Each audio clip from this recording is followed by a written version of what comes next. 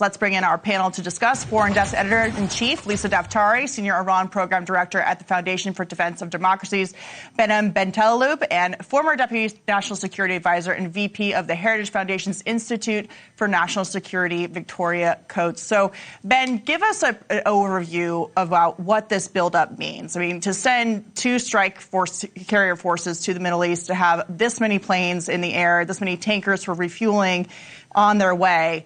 It seems like the message is, Iran, you either take the deal or there are going to be very, very serious consequences. That's precisely right, Katie. Great to be with you. You know, President Trump is at once commander-in-chief and negotiator-in-chief. And if the Islamic Republic hasn't learned from its wounds incurred in 2025, both against Israel as well as against America, and in particular President Trump, that which it does not choose to give away at the negotiating table, it will have taken away by military force, by America and by Israel. Last time it was nuclear enrichment, particularly uranium enrichment.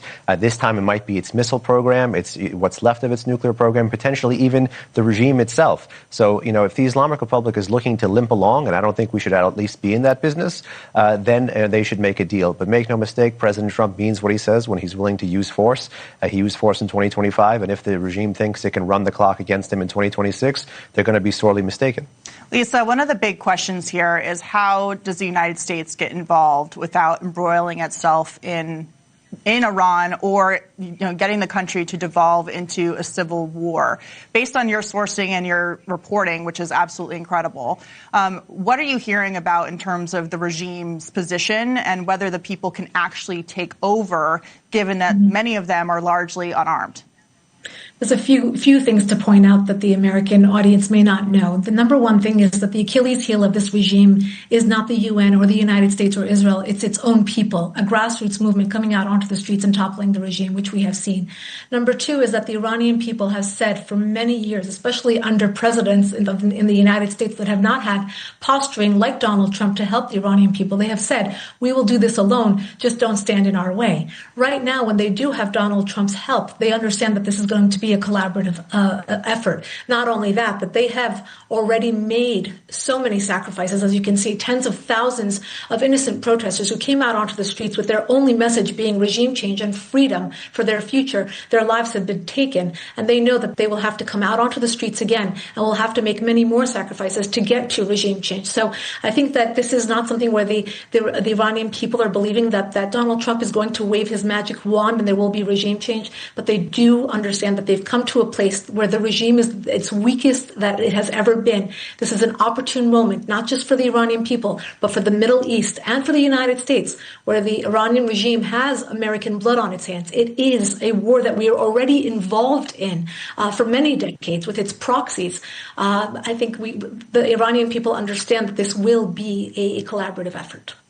Victoria, give us the big picture here geopolitically. If the United States were to get involved and things went the way they want them to with regime change in a way that does not devolve into civil war and taking the Iranian regime off the map, what does that mean for the Middle East, but more broadly for geopolitics around the world and the interests of the United States?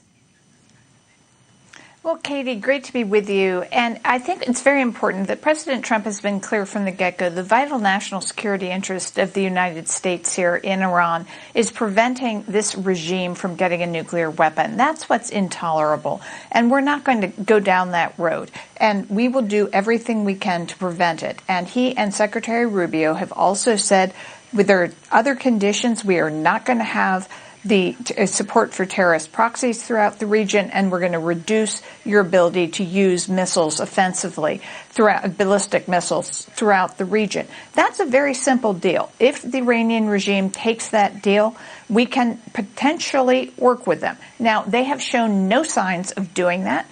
They've refused that over and over again. The president has given them every opportunity. So what we've also said is, if regime change takes place internally, if something the United States does externally encourages that, we are also in favor of that. But that's a choice for the Iranian people.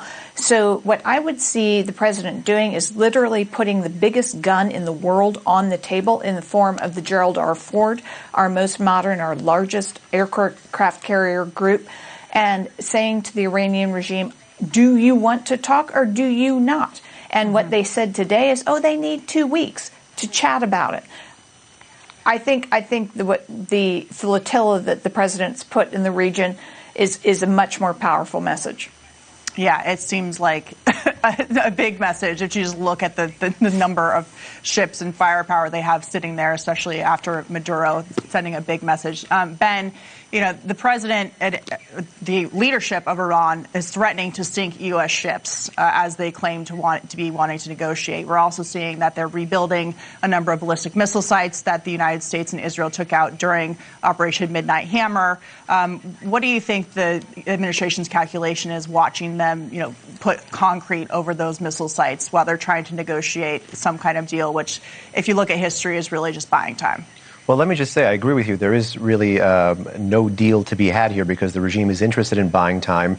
Their larger strategic aim here is to be able to say that they survived Trump administration 2.0, just like they survived Trump administration 1.0. I don't think that's a feather in the cap that the President Trump should be giving the Ayatollahs. If anything, we should be working to actually get a win in the region, a win that is much more meaningful than a Nobel Peace Prize. And the win is flipping the script on the Ayatollahs and actually supporting the most pro-American and the most pro-Israeli street in the heartland of the Muslim Middle East. That should be what U.S. policy should be enabling right now, rather than thinking about side deals that the Ayatollahs are probably not going to be living up to. So I think the show of force there is critical, but it should actually come to a head. We are at a historic moment in the 47-year U.S.-Iran relationship, and anything that does not take the weight and breadth and depth of that relationship into account is not a full policy worth pursuing, no matter the force architecture that we array in the Middle East. Yeah, and Lisa, this is, of course, not just about Iran itself. It's about their proxy groups, Hezbollah, Hamas. And let's remind the audience that before 9/11, Hezbollah was the terrorist organization responsible for more murders of Americans than any other terrorist group on the face of the planet. When we looked at Operation Midnight Hammer taking out the nuclear sites last summer, the question I had was, well, why would they do this if they weren't going to lead to a regime change? Because the same regime, even in the aftermath of the strikes, continues to pursue the missile program and nuclear weapons. So was that just a kind of a preview to see how they would respond, or was that just the first step in getting the regime out of power? Right. It seems like timing is everything. I mean, there's a reason why we say that at this moment they are the weakest that they have ever been. Economically, a downward spiral. I mean, lofty dreams of freedom doesn't bring people out onto the streets, but abysmal economic conditions do, and that's what we saw with the Iranian people. It was the perfect storm, right? Having President Trump in the White House, that the Iranian people knew from his first administration that would support them, having the economic conditions that they did, having the proxies be diminished the way that they were, and not having the regime have that chest-thumping ability anymore to export its message like it has from day one. But, any deal right now that's on the table, and I applaud the Trump administration from really running a master course on the strategic ambiguity. Every single crayon is out of the box and on the table right now, and only Donald Trump knows what Donald Trump will do. But any deal that will actually hold the Ayatollahs to change would have to change their DNA, right. Would have to include ballistic missiles and nuclear and human rights and the proxies and all of it. So I think that we all know that we've come to this conclusion all together we've watched this long enough, and I don't think the president is interested in being lied to. So we will continue to watch. Lisa, Behnam, and Victoria, thank you very much for joining me. Great to have all of you.